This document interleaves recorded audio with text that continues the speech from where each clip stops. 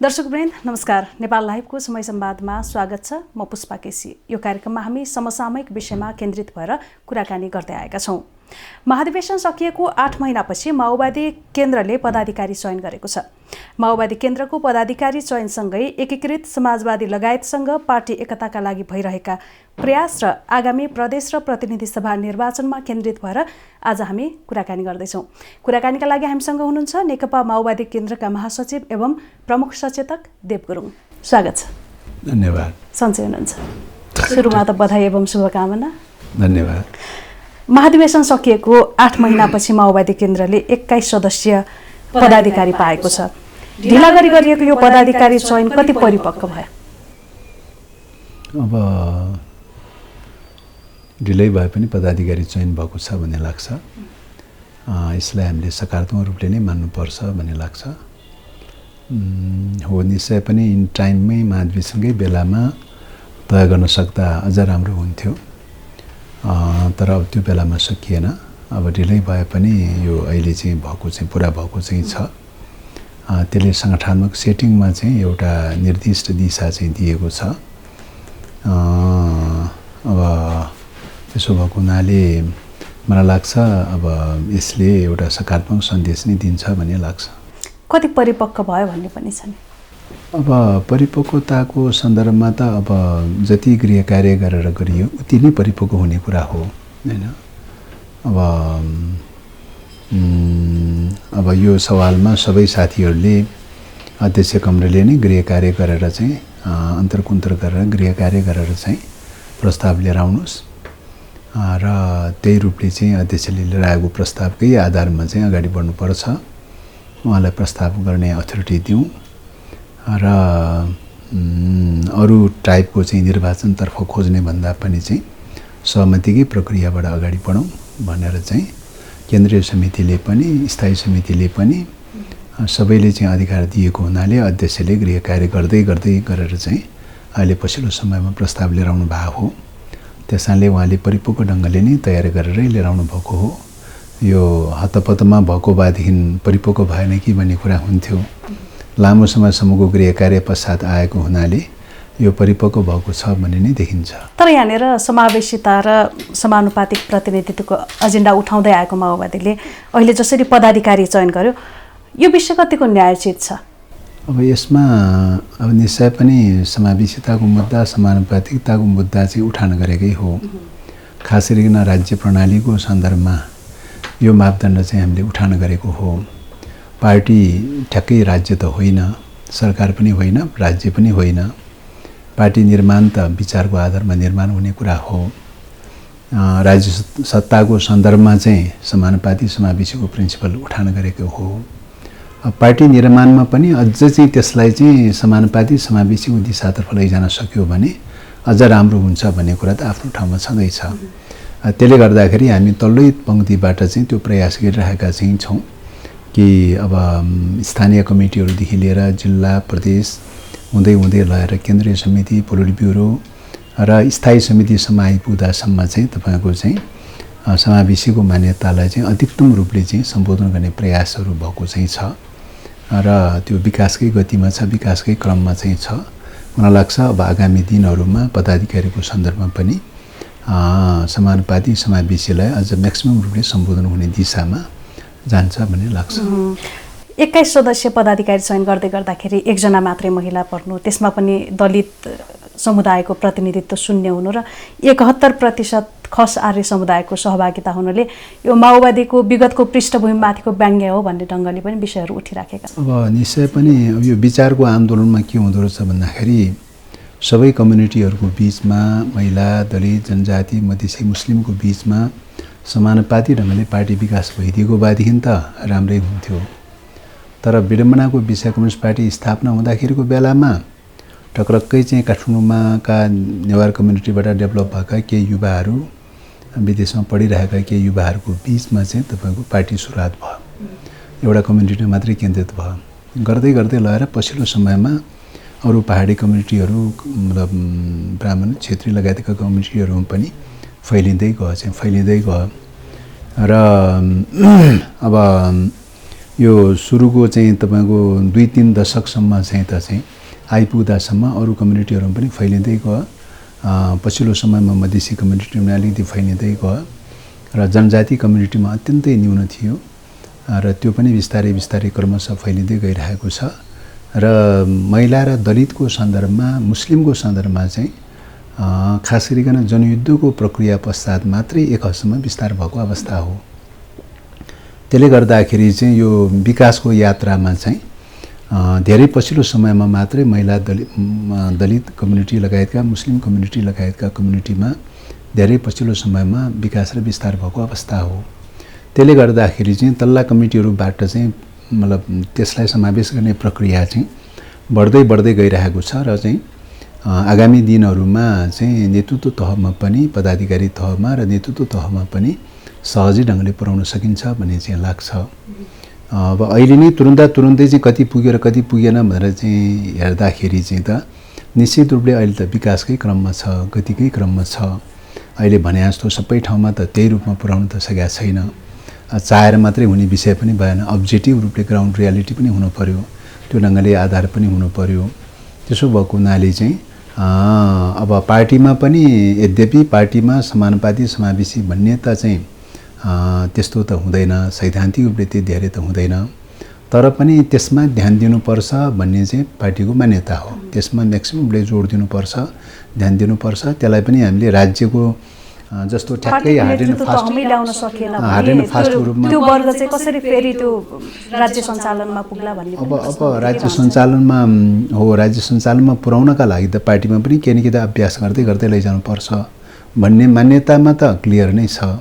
त्यसो भएको हुनाले त्यही अनुसारको प्रयास र पहल त भइरहेकै छ र राज्यका संयन्त्रहरूमा पुर्याउने प्रक्रियामा पनि अधिकतम रूपले पहल र प्रयास भइरहेकै छ, तर पनि राज्यमा पुर्याउन सकेका छैन चाहिँ पुर्याउन सकेका छैन। त्यसकारणले राज्यमा त हामीले पुर्याउन सकिरहेका छैनौँ भने विचारको आधारमा लामो समयसम्म दशकौँ चाहिँ वर्ष लगाएर बन्ने प्रकारको विचारको आधारमा बन्ने खालको कम्युनिस्ट पार्टीमा चाहिँ तुरुन्तै पुर्याउने भन्ने कुरो त झनै मुस्किल हुँदो रहेछ, झनै कठिन हुँदो रहेछ। त्यसो भएको हुनाले चाहिँ अब यो प्रयास र पहल चाहिँ हाम्रो जारी छ, यो यात्रा चाहिँ हाम्रो जारी छ।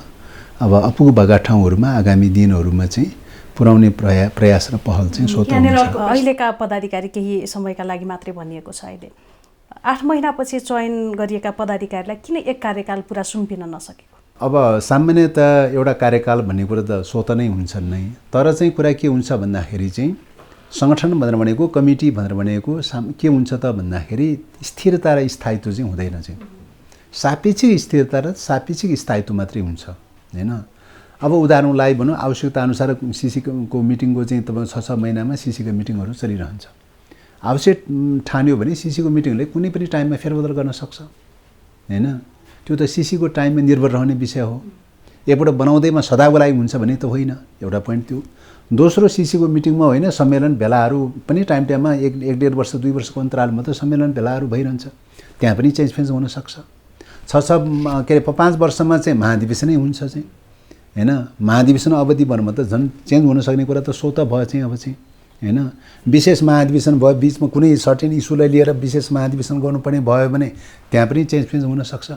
त्यति मात्रै होइन, अब अहिले त हामी लेफ्ट युनिटीको कुरा गरिरहेका चाहिँ छौँ, होल लेफ्ट एकीकरणको कुरा गरिरहेका चाहिँ छौँ। अब पार्टीहरू मिल्ने र मिलाउने भनेको त सङ्गठन रूपले पनि मिलाउने हो।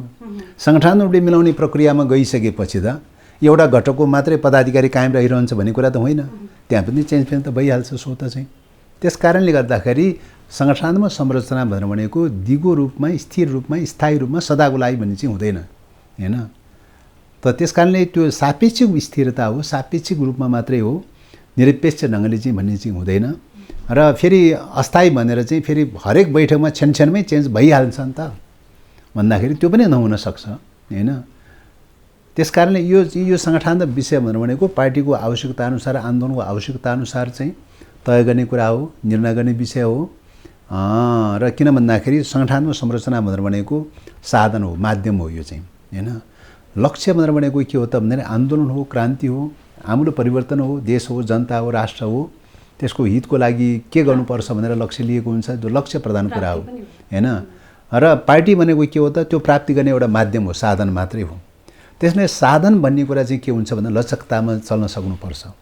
साधन नै हार्ड एन्ड फास्ट रूपमा चाहिँ चल्न थाल्यो भनेदेखि त हुँदैन। चाहिँ साधनको लागि आन्दोलन त होइन नि, साधनको लागि चाहिँ लक्ष्य त होइन नि, होइन, लक्ष्यको लागि साधन हुने हो नि। त्यस कारणले गर्दा लक्ष्य मिट गर्नका लागि चाहिँ साधन चाहिँ लचकतामा सोच्नुपर्छ। आवश्यकताअनुसार अदलाबदली पनि गर्नुपर्ने स्थिति आउन सक्छ। त्यस कारणले गर्दाखेरि यो ढङ्गले लचकतामा सोच्न सक्यो भने मात्रै चाहिँ त्यो साधनले चाहिँ ठिक ढङ्गले काम गर्न सक्छ। लचकतामा सोच्न सकेन, एकदम हार्ड एन्ड फास्टको रूपमा सोच्यो भने होइन, अब के अरे साधनको निम्ति अरू पक्षहरू भइदिन सक्छ फेरि चाहिँ, होइन। त्यो माध्यम जो साधन बनाइरहेका हुन्छ त्यसको निम्ति मात्रै अरू पक्षहरू चाहिँ त्यसको निम्ति त्यसको मातहतमा रहने जस्तो भइदिन सक्छ। त्यस कारण लक्ष्यको मातहतमा साधन रहने हो, साधनको मातहतमा लक्ष्य होइन चाहिँ। पार्टीभित्र पदका आकाङ्क्षी धेरै हुनुहुन्थ्यो, त्यसमा अब महासचिवमै पनि 2 प्रभावशाली नेताहरूको दाबी रहँदै आएको थियो। त्यो चर्चामा पनि थियो, वर्षमान पुन र जनार्दन शर्माको। सार्वजनिक रूपमै यो कुरा आएपछि केही असन्तुष्टि त पक्कै पनि हुन्छ पार्टीभित्रमा। अब महासचिव पद व्यवस्थापकीय पद पनि हो, कसरी मिलाएर अगाडि बढ्नुहुन्छ? अब यो पार्टी भनेको जीवन्त पार्टीमा मतभेदहरू हुन्छ, मतभेदहरू भइरहन सक्छ र मतभेद हुने कुरालाई हामी अन्यथा पनि मान्दैनौँ चाहिँ, होइन, अन्यथा पनि मान्दैनौँ र स्वच्छ ढङ्गले वैचारिक नीतिगत प्रश्नहरूमा मतभेदलाई प्रोत्साहित पनि गर्छौँ, होइन, प्रोत्साहित पनि गर्छौँ। अब खालि चाहिँ हामीले दुरुत्साहित गर्ने विषय के मात्रै हो त भन्दाखेरि चाहिँ विचार लाइन सिद्धान्तमा चाहिँ मतभेद नहुने, होइन, सङ्गठनात्मक प्रश्नहरूमा सङ्गठनात्मक स्वार्थहरू सिद्ध गर्नका लागि मात्रै ग्रुपिजम हुने खालको भयो भने त्यो चाहिँ पार्टीको लागि हानिकारक हुन्छ भन्ने हो चाहिँ। त्यसो भएको त्यो ट्रेन्डलाई, त्यो सोचलाई भने चाहिँ पार्टीले दुरुत्साहित गर्न खोज्ने हो, होइन, दुरुत्साहित गर्न खोज्ने हो। त्यसो भएको हुनाले चाहिँ त्यस्तो प्रकारको चाहिँ तपाईँको विशुद्ध चाहिँ तपाईँको चाहिँ सङ्गठनात्मक स्वार्थहरूमा केन्द्रित भएर चाहिँ त्यस्तो खालको बनेको छ भने त्यस्तो सवालहरूमा छलफल अन्तर्क्रिया गर्दै गर्दै गर्दै ल्याएर वैचारिक राजनीतिले प्रश्नाउँदै लैजाने कुरा हो, होइन, प्रश्नाउँदै लैजाने कुरा हो। अब वैचारिक राजनीतिक प्रश्नहरूमा भने चाहिँ कुनै पनि नीतिगत विषयहरूमा विभिन्न रायहरू, विभिन्न तर्कवितर्कहरू उठ्न दिनुपर्छ, होइन, विचारहरू खुल्न दिनुपर्छ, होइन, विचारहरू खुल्न दिनुपर्छ। अनि त्यो विविध विचारहरूको बिचमा छलफल गर्दै गर्दै गर्दै लगाएर एकरूपतामा निर्णय भइसकेपछि अनि त्यो चाहिँ क्रियान्वयनमा जान्छ चाहिँ। त्यसो भएको हुनाले विचारमा स्वतन्त्रता, कारबाहीमा चाहिँ एकरूपता भनेर भनिन्छ, कार्यान्वयनमा एकरूपता भनेर भनिन्छ। यो नै चाहिँ मार्क्सवादीहरूले द्वन्द्वात्मक पद्धतिको रूपमा ग्रहण गरेको हुन्छ सङ्गठनात्मक क्षेत्रमा। त्यसो भएको हुनाले विचारको स्वतन्त्रतालाई हामी प्रोत्साहित गर्न चाहन्छौँ, फुल्न दिन चाहन्छौँ, होइन, तर एक्सनमा चाहिँ युनिटी हुनुपर्छ भनेर भन्छौँ, होइन। अब त्यो विचारमा चाहिँ तपाईँको कुनै छलफल बहस तर्क वितर्क केही पनि नहुने, होइन, सङ्गठनात्मक मामलामा चाहिँ तपाईँको चाहिँ पुरै माथापेची गर्ने खालका टेन्डेन्सी देखियो भने चाहिँ त्यो चाहिँ के हुन्छ त भन्दा कार्यान्वयनमा त्यो चाहिँ समस्या बन्छ, होइन, कार्यान्वयनमा समस्या बन्छ। त्यसैले विचारमा विविधताको माग गर्छ पार्टीले, होइन, धेरै टाइपका विचारहरू आउन् भन्ने कुराको चाहिँ आह्वान गर्छ पार्टीले। छलफल गरेर एउटा निष्कर्ष निकालिसकेपछि कार्यान्वयनमा जाँदाखेरि, सङ्गठन रूपले कार्यान्वयनमा जाँदाखेरि एकरूपताको माग गर्छ, होइन। त्यसो भएको हुनाले यो रूपले जाने सवाल, यसरी जाने सवालमा चाहिँ छलफल अन्तर्क्रिया गर्दै गर्दै प्रश्न गर्दै गर्दै लगाएर चाहिँ सबैलाई युनिफाइड गर्ने जुक्ति निकाल्ने हो, होइन। विचार लाइनको आधारमा, छलफल अन्तर्क्रियाको आधारमा युनिफाइड गर्ने कुरा हो। अरू ढङ्गले युनिफाइड गर्ने विषय त हुँदैन चाहिँ। त्यसैले छलफल अन्तर्क्रियाबाटै चाहिँ तपाईँको चाहिँ पार्टीलाई युनिफाइड ढङ्गले अगाडि बढाउने कुरामा पार्टीभित्र एकताको, अन्य पार्टीहरूसँग एकताको प्रयास पनि भइराखेको छ, त्यो छलफलमा पनि हुनुहुन्छ। डाक्टर बाबुराम भट्टराई घर फर्कने र तपाईँहरू फर्काउने बाटोमा हुनुहुन्छ। यो पुरानो सहयोद्धालाई चुनाव चिन्ह दिने उदारता देखाउनु भएको हो कि यो फर्काउने बाटोमै हुनुहुन्छ तपाईँहरू पुरानो सहयोद्धालाई? अब निश्चय पनि बाबुरामजी विगत कालमा कम्युनिस्ट आन्दोलनमै हुनुहुन्थ्यो, बिचमा उहाँले छोडेर जानुभयो, होइन, पार्टीले छोडेर जानुहोस् भनेर भनेको त होइन। उहाँ आफ्नै विचारले कम्युनिस्ट आन्दोलन काम लाग्दैन, यो मार्क्सवाद लेनिनवाद माओवाद काम लाग्दैन भनेर छोडेर गैर कम्युनिस्ट बन्छु भनेरै जानुभएको हो, होइन। अब अहिले घटनाक्रमले हुँदै हुँदै हुँदै आएपछि नयाँ शक्ति बनाउने, नयाँ विचार, नयाँ धारणा भनेर जो भन्दै हुनुहुन्थ्यो त्यो सायद चाहिँ अब जस्टिफाई हुन सायद सकेन, अथवा चाहिँ केही समस्याहरू पैदा भयो होला। अहिले पछिल्लो समयमा फेरि पनि कम्युनिस्ट आन्दोलन, कम्युनिस्ट पार्टी, मार्क्सवाद लेनिनवाद, माओवाद आदि भन्दै चाहिँ उहाँ जो चाहिँ आइरहनु भएको चाहिँ छ, यो सकारात्मक कुरा हो भनेर भनेका छौँ। किन त भन्दाखेरि हामीले त जो कोही किन नहोस् चाहिँ सबै कम्युनिस्ट बन्नु पर्यो, कम्युनिस्ट पार्टीमा आउनु पर्यो, कम्युनिस्ट पार्टीमा सहभागी हुनु पर्यो भनेरै भन्ने हो चाहिँ, हैन। त्यसकारणले यो ढङ्गले आउने कुरालाई त स्वागत र सम्मानै गर्नुपर्छ। अब चुनाव चिन्ह, अब संगठनात्मक रूपले मिल्ने मिलाउने कुराहरूको बारेमा थोरै टाइम बाँकी रहेको भए तापनि चुनाव चिन्ह लिएर जाने, हँसी हथौडा चुनाव चिन्ह लिएर जाने भन्ने कुरा जो गर्नु भएको छ त्यसलाई चाहिँ हामीले सकारात्मक रूपले नै लिनुपर्छ भनेर मानेका हौँ। अब त्यति मात्रै होइन, सबै घटकहरूलाई नै युनिफाइड भएर अगाडि बढ्नु पर्छ भनेर भनिरहेको बेलामा चाहिँ अंश अंशमा पिसमा सर्टेन घटकहरू चाहिँ तयारी भयो भने पनि चाहिँ त्यसलाई त हामीले जति तयारी हुन्छ त्यतिलाई त फेरि आत्मसातीकरण गरेर अङ्गीकार गरेर अगाडि बढ्नै पर्ने हुन्छ। त्यसकारणले अरू घटकहरूसँग पनि कुराकानी चलिरहेकै छ। माधवजी, जलनाथजी लगायतका चाहिँ एकीकृत समाजवादी पार्टीका साथीहरूसँग पनि कुराकानी चलिरहेकै छ। अब वामदेवजीसँग पनि कुराकानी चलिरहेकै छ। वामदेवजी पनि चुनाव चिन्ह लिएर उठ्ने भन्ने कुरा त छ उहाँको चाहिँ। संगठनात्मक विषयको बारेमा ठ्याक्कै यकिन त भइसकेका छैन। संगठनात्मक विषयहरूको बारेमा के गर्ने कसो गर्ने भन्ने बारेमा सबै यकिन त भइसकेका छैन। अहिलेसम्मको बुझाइमा उहाँले चाहिँ सकेसम्म सबै लेफ्टहरू मिलाउन सक्दा अझ बेटर हुन्थ्यो भन्ने खालको प्रयासमा भएको भनेर त भन्नुहुन्छ, हैन। त्यो कति सफल हुन्छ हुँदैन भन्न सकिँदैन। तैपनि चाहिँ अहिले चुनाव लड्नु पर्दाको अवस्थामा हँसी हथौडा चिन्ह लिएर जानुपर्छ भनेर भनिरहनु भएको छ। त्यसो भएको हुनाले उहाँको सन्दर्भमा पनि हामीले सम्मान गर्दै चाहिँ चिन्ह लिएर जाने कुरालाई हामीले स्वागतै गरेका चाहिँ छौँ।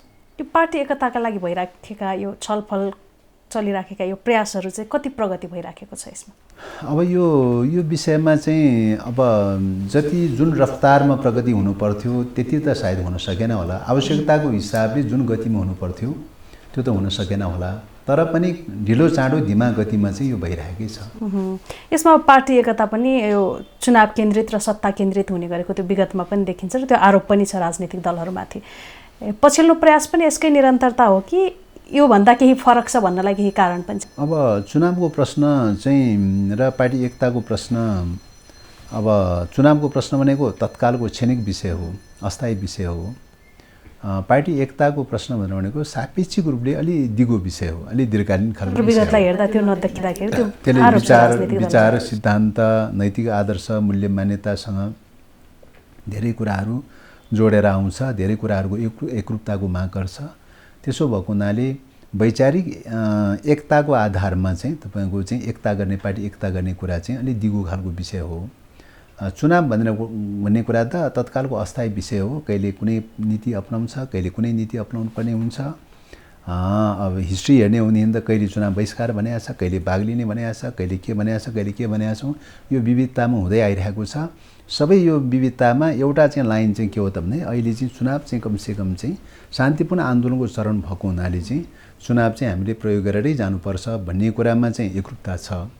तर यो अस्थायी खालको विषय भएको हुनाले चाहिँ चुनावमा कहिले कोहीसँग मोर्चाबन्दी हुनसक्छ, तालमेल हुनसक्छ, कहिले कसैसँग नहुन पनि सक्छ। त्यसकारण यो स्थिर र दिगो खालको विषय त होइन, यो अप डाउन भइरहन्छ।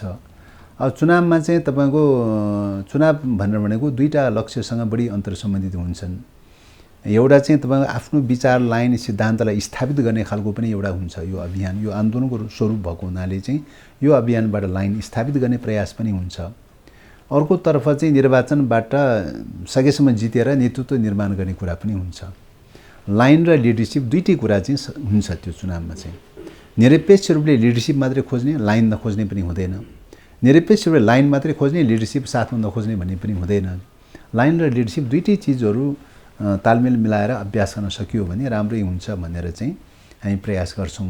केवल सिटको लागि मात्रै चुनाव लड्ने भन्ने प्रकारको सोचहरू पनि कतिपयले त्यो उठाउन सक्छ। तर कम्युनिस्टहरूको हकमा केवल चाहिँ सिटको लागि मात्रै नभइकन चाहिँ विचार पनि होस्, लाइन पनि होस्, लाइन पनि स्थापित होस् भन्ने हिसाबले लाइनसँग जोडेर हेर्छन् सिटको कुरा चाहिँ। लाइनबाट अलग ढङ्गले मात्रै त हेर्दैन चाहिँ। त्यसो भएको हुनाले चाहिँ लाइनसँग जोडेरै हेर्नुपर्छ सिटको बारेमा पनि भन्ने चाहिँ लाग्छ। त्यसकारणले चुनावमा तालमेल गर्ने भनेर भनेको एउटा त लाइन र लिडरसिप स्थापित गर्ने हिसाबले पनि चाहिँ चुनावमा तालमेलको कुरा उठ्छ, सापेक्ष रूपले समान विचार राख्नेहरूको बिचमा तालमेलको कुरा उठ्छ। र अर्को कुरा यो सिस्टमले पनि माग गरेको छ, समानुपाती टाइपको मात्रै निर्वाचन भएको भए सायद तालमेलको कुरा उठ्दैन थियो होला, आफ्ना दलहरूले जति भोट पाउँछ ढोङ थापेर जान्थ्यो होला चाहिँ। तर भइदियो के त भन्दाखेरि पहिलो हुने निर्वाचित हुने प्रणालीले गर्दाखेरि चाहिँ अब पहिलो हुने निर्वाचित हुने प्रणालीले गर्दाखेरि जसले 51% मिट गर्छ त्यसले जित्ने खालको कुरा छ। अब त्यसो भएको हुनाले यसले कतातिर लयो त भन्दाखेरि दुई ध्रुवतर्फ लगिरहेको चाहिँ छ। दुईटा ब्लकको रूपमा दुईटा ब्लकको रूपमा निर्वाचन हुने प्रक्रियाबाट लगिरहेको चाहिँ छ। भलै सिद्धान्त विचारमा एउटै किन नहोस् तर पनि दुईटा ब्लक खडा गरेर जाने खालको दिशामा गइरहेको छ। खास गरी परम्परागत पार्लियामेन्ट्री सिस्टममा त्यो चिज ज्यादा देखिन्छ। उदाहरणको लागि यो पार्लियामेन्ट्री सिस्टम चाहिँ तपाईँको ब्रिटेनबाट सुरु भयो। ब्रिटेनमा दुईटा पार्टी भन्दा तेस्रो पार्टी भएन। किन तेस्रो पार्टी भएन त भन्दाखेरि फर्स्ट पोस्ट द पासको सिस्टमले दुईटा पार्टी मात्रै खडा गरिदियो हैन। अब अमेरिकामा अभ्यास भयो सिस्टम, अमेरिकामा भने दुईटा पार्टी मात्रै देखा पर्यो, तेस्रो पार्टी त्यो रूपमा देखा पर्न सकेन। किन त भने त्यो सिस्टमले त्यस्तै खालको बनाइदियो चाहिँ हैन। 51% मिट हुनुपर्छ फर्स्ट पोस्ट द पासको सिस्टमले दुईटा पार्टीमा लयो। यता इन्डियामा चाहिँ अभ्यास गर्यो त्यो प्रणाली चाहिँ। इन्डियामा पनि प्रकारान्तरले दुईटै पार्टीको रूपमा अभ्यास भयो। भलै क्षेत्रीय पार्टीहरू साना क्षेत्रीय पार्टीहरू त देखा परे तर दुईटा ब्लकमा प्लस माइनस मात्रै हुने टाइपको मात्रै भएछ थिएन हैन। सारा त दुईटा ब्लकको रूपमा मात्रै पैदा भयो चाहिँ। नेपालमा पनि पार्लियामेन्ट्री सिस्टमको रूपमा जो सुरुवात भयो सुरुको चरणमा त्यसले दुईटा धारको रूपमा क्रिएट गर्न खोजेकै हो, दुईटा ब्लकको रूपमा क्रिएट गर्न खोजेकै हो। हामीले यो पार्लियामेन्ट्री सिस्टम बेठिक छ हैन, नयाँ ढङ्गले लैजानुपर्छ। विचारहरूको आधारमा सबै दललाई खुल्ने अवसर पनि दिनुपर्छ, निर्वाचन प्रणालीलाई समानुपाती पनि बनाउनुपर्छ र सिस्टम चाहिँ के अरे पार्टिसिपेटरी सहभागितामूलक र सहमतीय प्रणालीबाट लानुपर्छ हैन भनेर चाहिँ हामीले त्यो ढङ्गले लैजाने कोसिस गऱ्यौँ। त्यसले गर्दाखेरि परम्परागत पार्लियामेन्ट्री सिस्टमभन्दा अलिक फरक हो भन्ने ढङ्गले लाने प्रयास त हामीले गऱ्यौँ गर्न त ठ्याक्कै त्यही अनुसार त भइसकेका छैन। त्यसले गर्दा सत्ता पक्ष र विपक्ष हुने 51% मिट कसले गर्ने भन्ने खालको प्रणाली रहिरहँदासम्म चाहिँ के भएछ भन्दाखेरि दुई दलीय प्रणालीमा गइरहेको छ। त्यो दुई दलीय प्रणालीले गर्दाखेरि चाहिँ अब दलहरूलाई कोलिसन खोज्नुपर्ने स्थिति पटक पैदा भइरहेको छ। अस्तिकै स्थानीय चुनावमा हेरौँ नि, एमाले 9वटा घटकहरूसँग सहकार्य गर्नुपर्ने भयो हैन। कांग्रेस लगायतका माओवादी पक्षले चाहिँ 5वटा घटकको बिचमा सहकार्य गर्नुपर्ने भयो। र देखियो त अब आगामी दिनमा पनि निर्वाचनमा पनि चाहिँ प्रत्यक्ष या परोक्ष रूपले चाहिँ गठबन्धन त गरिरहेकै हुन्छन् हैन। कसैले राष्ट्रिय लेभलमा गर्ला, कसैले निर्वाचन क्षेत्र लेभलमा गर्ला हैन, कसैले एक ठाउँमा गर्ला, कसैले दुई ठाउँमा गर्ला, कसैले 10 ठाउँमा गर्ला, कसैले सबै ठाउँमा गर्ला हैन। तर चाहिँ सहकार्य त गठबन्धन त गर्छ गरिरहेकै छ चाहिँ। चुनावी गठबन्धनलाई नै जोडौँ। प्रदेश र प्रतिनिधि सभा निर्वाचनमा सिट बाँडफाँड प्रक्रिया स्थानीय तहको निर्वाचनमा जस्तै यो भद्रगोल हुने गन्जागोल हुने अवस्था छ कि यो छिट्टै टुङ्गिन्छ? अब स्थानीय तहको निर्वाचनमा त वास्तवमा सबै ठाउँमा सहकार्य भएकै होइन। साम्बोलिक रूपले करिब 13-14% स्थानमा मात्रै चाहिँ त्यो भएको हो, सबै ठाउँमा भएको थिएन। अब अलि भद्रगोल प्रकारकै भएको हो। अब अहिले सङ्घ र प्रदेशको निर्वाचनको सन्दर्भमा सकेसम्म सबै ठाउँमा चाहिँ मिलाउँ भनेर चाहिँ लागिरहेको अवस्था छ। अन्तर्कुन्तर छलफल परामर्शहरू चलिरहेको अवस्था छ। त्यसो भए हुनाले चाहिँ अब यो चाहिँ कहिले टुङ्गिन्छ, अब छिटै टुङ्गाउनुपर्छ भन्ने कुरा भइरहेको चाहिँ। अहिले के कुरामा सकस परिराखेको होइन? अहिले यही चाहिँ तपाईँको चाहिँ यो कुन प्रिन्सिपलबाट सिटहरू विन्यास गर्ने भन्ने कुरामै अन्तर्कुन्तर छलफल चलिरहेछ। माओवादीले प्रत्यक्ष योभन्दा अघिल्लो पटक प्रत्यक्ष जितेका सबै ठाउँमा आफ्नो दाबी गर्छ कि केही उदारता पनि देखाउँछ कि होइन? यो त अब के प्रिन्सिपल बन्छ, कसरी विभाजन हुन्छ त्यसमा भर पर्ने विषय हो हैन। एउटा दलले मात्रै मतलब यो हुनुपर्छ र त्यो हुनुपर्छ भनेर दाबी गरेर हुने विषय त होइन। गठबन्धनमा सहकार्यमा गइसकेपछि सहघटकहरूको माग दाबी के हुन्छ हैन, कसको भनाइहरू के हुन्छ, सबैको बिचको मिटिङ पोइन्ट खोज्ने कुरा हो नि। त्यसकारणले कुन पार्टीले के माग दाबी गरेछ भन्ने कुरा मात्रै मेजर विषय बन्दैन। मेजर विषय के बन्छ त भने सबैको बिचमा मिटिङ पोइन्ट कहाँ हुन्छ भन्ने कुरा मेजर विषय बन्छ। त्यसकारण मिटिङ पोइन्ट कहाँ भेटिन सक्छ भन्ने विषयमा चाहिँ छलफल अन्तर्क्रियाहरू चलिरहेको चाहिँ छ। यो अबको निर्वाचनमा स्वतन्त्र र बागीको उठ्ने सम्भावना कस्तो देख्नुहुन्छ गठबन्धन दलहरू? अब यो चाहिँ कि असन्तुष्टि पनि धेरै नै बढ्ने हो कि भन्ने पनि छ। अब अहिलेको मल्टी पार्टी डेमोक्रेसी भनेको विविध प्रकारको विचारहरू भएको समाज भएको हुनाले चाहिँ दलहरू पनि धेरै प्रकारका दलहरू जन्मिन्छन्, हुर्किन्छन्, विकास हुन्छन् भन्ने कुरा हो। र कतिपय अब दलहरू निर्माण गर्ने क्रममा कतिपयले दल निर्माण गर्नुहुन्न भन्ने विचार पनि पैदा हुन्छ हैन। विविध विचार भन्ने बित्तिकै त दल मात्रै बनाउनुपर्छ भन्ने विचार त हुँदैन नि। दल बनाउनु हुन्न, सोच्नुपर्छ भन्ने विचार पनि एउटा विचार हो। त्यो त्यसो भएको हुनाले चाहिँ यो बहुविचारको चाहिँ प्रतिस्पर्धा भएको अवस्थामा हरेक टाइपका विचारहरू आउन सक्छ। कोही स्वतन्त्र भनेर आउला, कोही दल भनेर आउला, कोही के भनेर आउन सक्छ।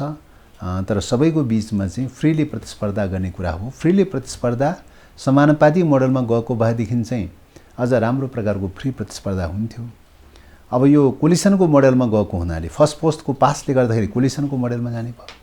कोलिसनको मोडलले गर्दाखेरि के भयो त भन्दाखेरि दलहरूको आफ्ना विचारहरूले स्वतन्त्र ढङ्गले चाहिँ अभिव्यक्त गर्ने कुरा भन्दा पनि अब गठबन्धनको प्रक्रियाबाट जाने खालको प्रवृत्ति ज्यादा देखा पर्यो। विचार गौण भएर जाने हैन, र गठबन्धनको आधारमा सिटको प्रश्न मेजर भनेर जाने, यो प्रणालीले त्यस्तो गराइदिएको छ। त्यसो भएको हुनाले यो पहिलो हुने निर्वाचन प्रणाली चाहिँ मतलब संशोधन गरौँ, परिमार्जन गरौँ, पुनर्विचार गरौँ भनेर हामी पटक पटक भनिरहेका चाहिँ छौँ। त्यसमा दलका नेताहरू सहमत हुन नसकेका हुनाले यो चाहिँ निर्वाचन प्रणाली सुधार गर्न सकेका छैन। यो निर्वाचन प्रणाली सुधार गर्न नसक्दासम्म चाहिँ यस्ता प्रकारका पीडादायी पक्षहरू चाहिँ निरन्तर रहिरहन्छ। यसमा अब मुख्यमन्त्री, प्रधानमन्त्री जस्ता पदहरू पहिले भागभण्डा गरेर टुङ्ग्याएर निर्वाचनमा जानुहुन्छ कि त्यसको निर्क्युल चुनावपछि? हैन, यो त अगाडि भागभण्डा गरेर टुङ्ग्याउने भन्ने विषय त हुन सक्दैन। किन त भन्दाखेरि निर्वाचनमा जाने, जनताको बिचमा निर्वाचनमा जाने भनेर भन्ने, जनताको अभिमत के हुन्छ, जनताको मत कता के हुन्छ भन्ने कुरा चाहिँ नबुझिकन कस्तो प्रकारको समीकरण बन्छ, कस्तो खालको पोजिसनहरूमा आकारहरू दलहरू आउँछ भन्ने कुराकै चाहिँ यकिन नभइकन चाहिँ त्यतिकै भागभण्डा गर्ने भन्ने कुरा त हुँदैन। चर्चा पनि चलेको थियो नि होलान्, साइड बाई साइड कसैले चर्चा गरे होलान्। अब यो बहुविचारको समाजमा चाहिँ विभिन्न खालका विचारहरू, तर्कवितर्कहरू उठ्नै सक्दैन भनेर भन्न सकिँदैन, उठ्न सक्छ। तर रियालिटीमा के हुन्छ त भन्दाखेरि चाहिँ मतलब निर्वाचन पश्चात दलहरू कुन आकारमा कसको कुन पोजिसनमा आउँछ, एउटा पोइन्ट त्यो। दोस्रो कुरा कुन घटकहरूको बिचमा कस्तो प्रकारको कोलिसन बन्छ, त्यसले निर्धारण गर्ने विषय पर्यो। त्यसो भएको हुनाले अगाडि यसो हुनुपर्छ र उसो हुनुपर्छ भनेर जतिसुकै भने पनि त्यो केवल एउटा मनोगत मात्रै हुन्छ। यो चुनावपछि यही गठबन्धन रहने सहमति भइसकेको छ कि त्यति बेलाको शक्ति संरचनाका आधारमा फेरि नयाँ गठबन्धन बन्ने सम्भावना छ? हैन, अब यो त भविष्यले निर्धारण गर्ने विषय हो। अहिले नै सबै कुरा फाइनल भनेर भन्न सकिने विषय हुँदैन। अब अहिले त के भनिरहेको छ त भन्दाखेरि 5 दलको बिचमा अब तत्काल चाहिँ राष्ट्रिय स्वाधीनताको लागि, लोकतन्त्रको लागि, गणतन्त्रको लागि र संविधानको रक्षाको लागि चाहिँ यो कोलिसन बनाउनु पर्यो भनेर चाहिँ तत्काल पैदा भएको प्रतिगमनकारी प्रवृत्तिहरूलाई परास्त गर्नका लागि कोलिसनको कुरा उठेको हो र त्यही लक्ष्य लिएर अगाडि बढेको अवस्था हो। अब प्रतिगमनकारी प्रवृत्तिहरू कति दुरुत्साहित हुन्छन्, हुँदैनन्, कति चाहिँ विस्थापित हुन्छन्, हुँदैनन्, के हुन्छन् भन्ने कुरा समयक्रममा चाहिँ त्यो प्रश्निँदै जान्छ हैन। र त्यो क्रममा चाहिँ तपाईको ती प्रवृत्तिहरू कति हावी हुन्छन्, हुँदैन भन्ने कुरामा धेरै कुरा निर्भर हुन्छ। ती प्रवृत्तिहरू रूपान्तरित पनि हुन सक्छ, परिवर्तन पनि हुन सक्छ। किनभने विचार भनेको त गतिशील विज्ञानमा विचारहरू त अदलाबदली त भइरहन्छ, चाहिँ सधैँ एउटै स्ट्याङ्नेस भइरहन्छ भनेर त भन्न सकिँदैन। चाहिँ त्यसो भएको हुनाले चाहिँ विचारहरूको अदलाबदली हुने प्रक्रियाको क्रममा गठबन्धनहरू जोडिने र विभाजित हुने प्रक्रिया पनि त्योसँग साथै निरन्तर चलिरहने प्रक्रिया हो। सिद्धान्त र विचार नमिल्ने पार्टी बीचको यो चुनावी गठबन्धनको लक्ष्य चाहिँ सत्तामोह बाहेक केही होइन भनेर विपक्षी दलले आरोप लगाउँदै आएको छ। अब त्यसो त अब चाहिँ विगत कालमा त तपाईँ उहाँहरूले पनि गर्नुभएकै कुरा हो त। काङ्ग्रेससँग गठबन्धन कसले गरेको छैन र त चाहिँ हैन, सबैले गर्दै आइरहेको चाहिँ छ। त्यस कारणले गर्दाखेरि काङ्ग्रेससँग गठबन्धन हुँदैमा चाहिँ सबै खतम भइहाल्यो भनेर त भन्न मिल्दैन चाहिँ एउटा त्यो। अर्को कुरा चाहिँ तत्कालको स्थितिमा वैचारिक रूपले, राजनीतिक रूपले कहाँ हो त प्रब्लम भन्ने कुरा नै मेजर कुरा हो। प्रब्लम भनेर भनेको हामीले विगत कालदेखि नै भन्दै आइरहेको विषय के हो त भन्दाखेरि चाहिँ राष्ट्रियताको मुद्दामा पनि बेठिक प्रकारका निर्णयहरू गरेर चाहिँ राष्ट्रिय स्वाधीनतालाई कुण्ठित गर्ने प्रक्रियाबाट गयो। डेमोक्रेसीको मुद्दामा पनि के भयो भन्दाखेरि चाहिँ तपाईँको संसद संविधान नियम कानुनहरू भताभुङ पार्दै लगेर चाहिँ राज्यका अङ्गहरूलाई भताभुङ पार्दै लाने खालका प्रवृत्तिहरू बढेको हुनाले चाहिँ डेमोक्रेसीको निम्ति पनि खतरा पैदा भयो, राष्ट्रियताको निम्ति पनि खतरा पैदा भयो, डेमोक्रेसीको निम्ति पनि खतरा पैदा भयो। त्यसैले त्यसलाई दुईटै चिजलाई बचाउनका लागि चाहिँ तत्कालै चाहिँ विकल्प कोलिसन नबनाउने हो भने भएन भनेर चाहिँ कोलिसनको रूपमा अगाडि बढेको कुरा हो हैन। त्यसो भएको हुनाले अबको समयमा त्यो खतरा कति रहन्छ र रहँदैन भन्ने कुरामा धेरै कुरा निर्भर रहन्छ। राष्ट्रियताको मुद्दाको सवालमा कति समान हुन्छ, कति विमति हुन्छ, डेमोक्रेसीको मुद्दामा कति समान धारणा हुन्छ, कति विमति हुन्छ, त्यसमा निर्भर रहने विषय हो हैन। त्यसबाट मतलब त्यो विचारलाई केन्द्रबिन्दु बनाएर चाहिँ जाने प्रक्रियामा त्यो विचारप्रतिको चाहिँ प्रतिबद्धता नरहेका हैन नभएका अथवा आफ्ना कमी कमजोरीलाई ढाकछोप गर्नका लागि चाहिँ त्यो विचारको पाटोलाई ओझेलमा पारेर चाहिँ त्यसलाई छोडेर चाहिँ खाली सिटको कुरा गर्ने खालको जो चिन्तन प्रवृत्ति छ, त्यो चिन्तन प्रवृत्तिले के गर्छ भने विचारलाई छोप्ने काम गर्छ, आफ्ना कमी कमजोरीलाई ढाकछोप गर्ने काम गर्छ त्यसले चाहिँ। त्यसकारण विचारमा कति सही र गलत हो विचारमा छलफल गर्ने कुरा हो। विचारमा चाहिँ छलफल गर्न नचाहने, लाइनको बारेमा छलफल गर्न नचाहने, खाली सिट सङ्ख्याको बारेमा मात्रै छलफल गरेर त चाहिँ त्यो त केही अर्थ छैन त चाहिँ। सिट सङ्ख्याले त लाइनलाई नै फलो गर्नु पर्यो हैन। बेठी खालको लाइन लियो भने जसुकै सिट पाए पनि के काम रह्यो त। पञ्चायतकालमा सम्पूर्ण पञ्च नेपाली, सम्पूर्ण नेपाली पञ्च भनेर चाहिँ सबै पूर्वमेजी महाकालीसम्म सबै पञ्च भनेर भन्थ्यो त चाहिँ हैन। त्यो सङ्ख्या त थियो त, तर त्यो सङ्ख्याले त काम त गरेन चाहिँ। बहुदल आइसकेपछि काङ्ग्रेस सबै काङ्ग्रेस भनेर झन्डै 2/3 बहुमत काङ्ग्रेसै भएको अवस्था हो। त्यसले पनि केही काम त गरेन त चाहिँ हैन। अब त्यसपछि एउटा खण्डमा चाहिँ एमाले भनेर चाहिँ एमाले लार्जेस्ट पोजिसनमा पनि आएकै हो चाहिँ। त सङ्ख्या मात्रै आएर त के अर्थ भएन त हैन। एकपल्ट माओवादी चाहिँ 64 सालको चुनावमा त माओवादीमय हुँदै गएर चाहिँ लार्जेस्ट पोजिसनमा त माओवादी पनि आएको हो। तत्कालको यो सङ्ख्याले निर्धारण गर्ने भएको भएदेखि त 64 सालमा आएको चाहिँ मतले त धेरै कुरा निर्णय गर्नुपर्ने थियो नि त। किन निर्णय हुन सकेन त भन्दाखेरि त्यसले मात्रै सबै छिनोफानो हुने विषय त थिएन त हैन। पछिल्लो समयमा चाहिँ तपाईँको नेकपा बनाऊ भन्ने अभियान चल्यो, एमाले र माओवादी मिलेर झन्डै 2/3 मेजोरिटी चाहिँ तपाईँको आएको स्थिति हो चाहिँ। तर त्यो सङ्ख्या आएर मात्र त केही अर्थ भएन त चाहिँ। मुख्यतः विचारको घोडाले कता डोराउँछ भन्ने कुरा हो चाहिँ हैन। त्यस कारणले गर्दाखेरि मेजर कुरा के हो त विचारको घोडाले कता डोराउँछ भन्ने कुरा हो। त्यसलाई हेर्नुपर्छ र त्यही आधारमा नै तपाईँको चाहिँ सहकार्यका नीतिहरू तर्जुमा हुने विषय हो। हामी कार्यक्रमको अन्त्यमा आइसकेका छौँ। अन्त्यमा चुनावमा माओवादी केन्द्रले अघि सार्ने एजेन्डा र प्रतिबद्धता के छन्? अब यो विषयमा अब अहिले घोषणापत्र तयारी त भइसकेका छैन, तर पनि सामान्यतया अब राष्ट्रियता, डेमोक्रेसी र जनजीविकासँग सम्बन्धित विषयहरूमै बढी केन्द्रित हुने हो र मुलुकको अगाडि राष्ट्रिय अस्मिताको सङ्कट पैदा भएको छ, त्यसको रक्षाको निम्ति चाहिँ नै कुरा उठाउने हो। अब डेमोक्रेसी अहिले जो स्थापित डेमोक्रेसी छ यसले मात्रै पुग्दैन, समाजवादको दिशामा जानुपर्छ भनेर भनिरहेका चाहिँ छौँ। तर अहिलेको चाहिँ सङ्कटको स्थितिमा यही भए पनि अलिकति चाहिँ सुदृढ भएर गइदियो हुन्थ्यो भन्ने चाहिँ हो। त्यसैले डेमोक्रेसीको चाहिँ संस्थागत विकास र सुदृढीकरणको सवालमा पनि फेरि पनि कुरा उठाउनु पर्ने छ।